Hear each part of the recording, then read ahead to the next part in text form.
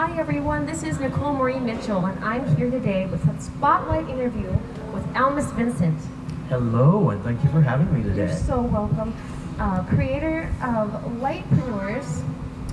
This is his self-autographed book. And incredible NLP coach. A lot of you who are watching have had him as a teacher at Sweetheart, the Southwest Institute for Healing Arts here in Tempe, Arizona. And Elmas, it's beautiful to have you today. Can you tell us a little bit about what your passion is and why you love what you do? Oh, my passion and why I love what I do. That is such a loaded question. You know, it's funny because how I got to where I'm at today was quite a journey, and it's all puzzle pieces. I would have never thought, even 15 years ago, that I would be doing what I'm doing today. But it's interesting how the universe prepares you for what you're supposed to be doing, for your purpose, so to speak. And you know, sometimes we're not ready for our purpose. And so I look back at my life and growing up in an entrepreneurial family and just saying I never wanted to be an entrepreneur. Oh, the pressure. Oh, well, and you know, my father literally worked himself to death. And I didn't want that. I wanted the corporate job. So there I am, I got my undergraduate, my graduate degree, and the universe, I don't want to go into the whole story, but just all the crazy things that happened along the way. And then being in corporate America and realizing it was nuts. That wasn't for me. And then I became, of all things, a serial entrepreneur. You absolutely found your passion and you didn't find fear standing in your way. How did you remove that block of fear? Well, the funny thing was, I'm a Gemini, and I love our Geminis. Yeah, Happy birthday. Oh, thank you. As far as the fear goes, I just enjoyed everything I did. That is a major secret, is doing it because you love it. Oh, and so I would start a business because it looked like fun. And I started a whole series of businesses, and then I started re-embracing my spirituality. I grew up in the Deep South in a Pentecostal church, household. Oh, yeah. And spirituality didn't really fit with that. And so here I am as an adult, reintegrating with my spirituality. My last business had been a coaching business, and I actually went to Sweetheart to get my 100 curriculum hours so I could get my coaching certification. Are you saying you were a student at Sweetheart? I was an actual student. I'm blown away. In the second life coaching class that ever went through Sweetheart. So you didn't come in as the Dalai Lama, no, full I of did knowledge not. and wisdom? No Bodhisattva here. Although I think there's a lot of Bodhisattvas that don't know they're Bodhisattva, and it develops later in life. Well, there I am in the program, and not really into the whole Sweetheart thing yet. And I was doing it literally just so I could get my certification done. Because I had already been coaching for several years. And Casey was teaching a huge portion of the thing, and she invited me to teach the marketing piece. And you're referring to Casey Miller, the Casey founder Miller. Of that school that we Absolutely, love so much. absolutely. And so we had hi Casey, and so we had a lot of interaction together. And she asked me to teach the marketing piece for the life coaching class going forward, because she saw that business piece and wanted that, because Casey, I mean, she's an amazing lady, an amazing business person. Yes. And she has created this amazing school that she has a mission to create an army of healers. But the challenge is, if they go out and they don't know how to make money doing it, 6 months later, they have to go and get a job and not use their passion, not do their purpose, because they're not paying the bills. And you end up finding yourself, like you just said, stuck in a jobby job, looking at every day, wondering just how. over broke. Absolutely. And looking at a life that's very, very, very long. You had that portion of your story that's so similar to mine, so similar to so many out there, and that is growing up, not being connected to your personal power because you're not allowed to have it. You're not allowed to be identified with your own spirituality, and that you are full of inner wealth.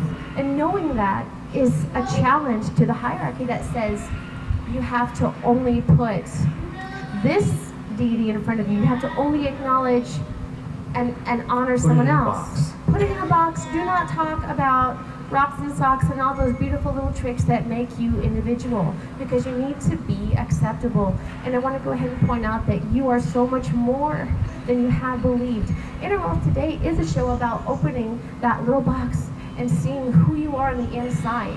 It's about healing the world through self-love and self-care. You aren't meant to be small. Thank you. You aren't meant to be small. Elmas, you came from that smallness. You came from that challenge. And you did have some things rise up for you that ended up pushing you forward. Can you talk about those? Go a little deeper. What? Well, absolutely. You ended up finding a breaking point that made you want more than that jobby job. Well, it was literally waking up one morning and going, is this life? And I talk to people all the time about, are you living to work? Are you working to live? And it's kind of an interesting dichotomy there of, are you just getting up and going through the motions of life? And I had my dark night of the soul. I talk about that in the book, having your dark night of the soul. And a lot It's of times, a good book. that's where our purpose is in our dark nights. Yes. And that's who we're supposed to serve, are the people who experience that same dark night. And I had a dark night of the soul, and just said, there's got to be more to life than this.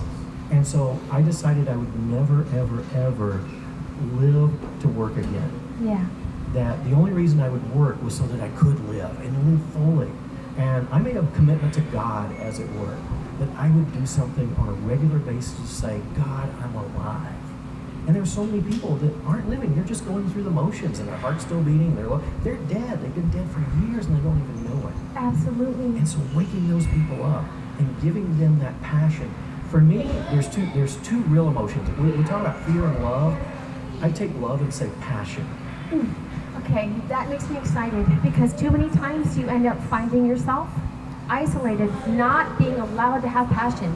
I was somebody who felt like passion was dangerous. Passion ruined, so many little tiny houses of cards that I had built for myself. It was safer to not acknowledge my own self and my own life. Yes. Safe because you're living in fear, afraid of what other people are going to think is a big one. We want to live like everybody says that we should live, and so we put ourselves in these boxes that we were talking about earlier, and that's not living. No, it's not being true to our hearts and who you are. You got to find out who you are, and I'm not talking about being crazy or anything else, but find that peace. And for me, I'm passionate about business. It's crazy, but I am. I love marketing. I love being able to. I use the axiom of there's an old cliche of build a better mousetrap and the world will beat a path to your door. It's a lie. Yes. Because if the world doesn't know you've got the better mousetrap, nobody's going to come to your door. Absolutely. You've got to find a way to say, I've got something to help you. I've got something that can make your life better. Well, there's nothing wrong with that. Elmas, I was actually faced with that specific thing. I started Inner Wealth Today trying to reach out to people, wanting them to share their light, but not wanting myself to... Oh boy. So, shine your light, but I'm going to be over here. And everyone wasn't responding. I couldn't get, I'd throw out my little fishing pole and not get any response. I'm like, but don't you all have a story? Don't you want to be heard? Fear again. Absolutely. So, about what you said and where lightpreneurs, it meant so much to me. Owning my own story came from, like I said, a place of not knowing how to be allowed to matter.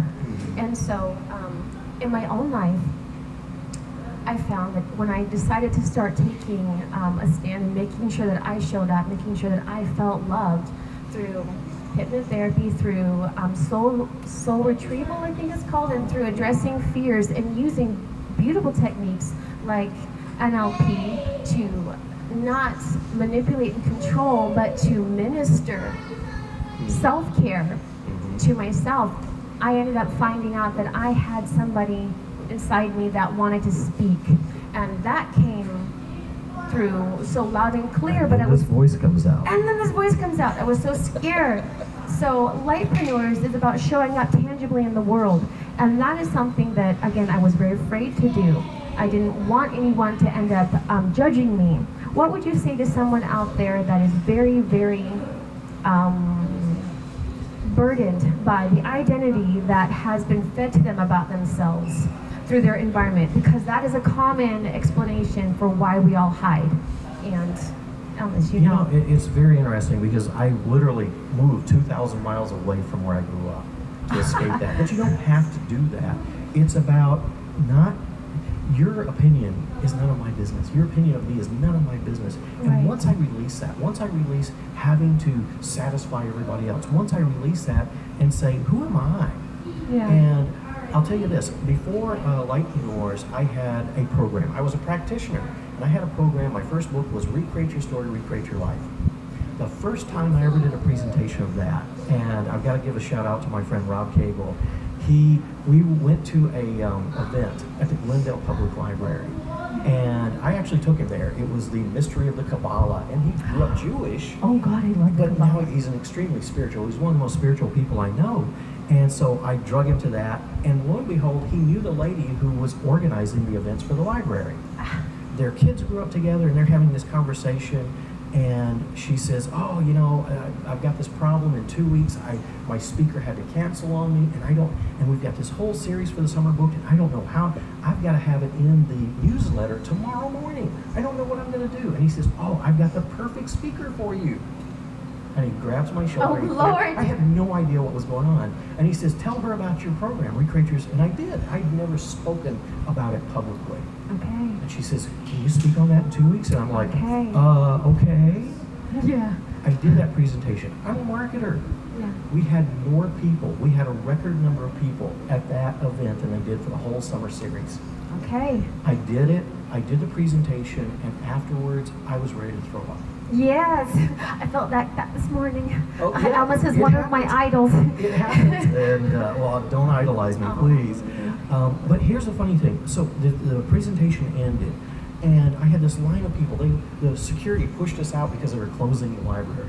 We're out in the parking lot. The police showed up because there's no urban camping, so we couldn't be in the parking lot after a certain time. Lord. And I'm driving home, and I was just, and I'll admit this right now, I was bawling. Yeah. Who am I? Yeah. Who am I to do this? Who am I to try to be this person out in the world? And I literally had to stop. I pulled over. I was in a park for a while. I woke up the next morning, and someone had emailed me something. They didn't know about the presentation the previous night or anything, and they emailed me a poem. And it was Marianne Williamson. We were talking about this before the interview, Marianne Williamson. Yes. And it was Your Greatest Fear. And I'll slaughter if I try to quote it right now. But it basically talks about who are you to be great? Who are you to be magnificent?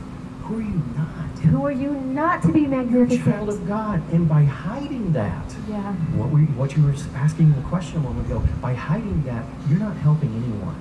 But by Yes. shining your light and being magnificent, you give other people permission to do the exact same thing, to be their light, to be their greatness, to be their authentic self. And that's the point, to That's the allow whole point. people to show up. Exactly. You know, you're a marketer, and a lot of times people would put that in the category of, you just want to make money off me.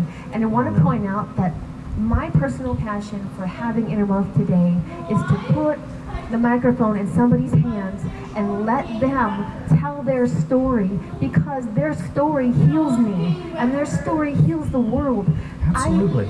I grew up having the microphone taken out of my hand. I grew up absolutely having a lot of people turn away when I needed help, and I would call out and call out and call out, and that would not be reciprocated. Now I have a heart to cry, to say, here, I want to listen to you. I want to hear you. Elmas wants to hear you. Absolutely. The world wants to hear you. Absolutely. He markets because your story heals people. He's out there to change the world. You're that beautiful light, and let us be the disco ball that you get to reflect off of, right? I love that. Love Liberty Disco. If I can You know, put my there's a strange beautiful- paradigm in the spiritual community. You know, I have this gift. How can I charge for it? It's just wrong to charge for it. Oh God. And that's so wrong, because, you know, and if you have a gift, if you feel like you have a gift, that was given to you by someone. Yeah. And that someone, God, universe, Mother Earth, whatever you want to call it, whatever your paradigm for that is, when they gave you that gift, they didn't want you to work 40 hours a week and get burned out at a job and use up all your energy doing that. They want you to use that gift to make a difference in the world. And they want you to make a living doing that, and not just make a living. And I'm so blessed. I get to work with a company called Michigan Productions, Celebrate Your Life, and we have Marianne Williamson, we have Deepak Chopra, we have all the top names, and I want them to create abundance. Yes. Number one, they're the example for us to follow Yes. of abundance, because there's an abundance of everything if we just think that way. But I want them to have an abundance, because if they don't take care of themselves, if they don't eat the food that tends to be a little bit more expensive, if they don't get the self-care, if they don't get, those things cost money. And if they don't get them, Yes, it they're does. not going to be continuing to do the work. that they're supposed to. If you don't make money doing what you're, number one, the bills aren't going to get paid.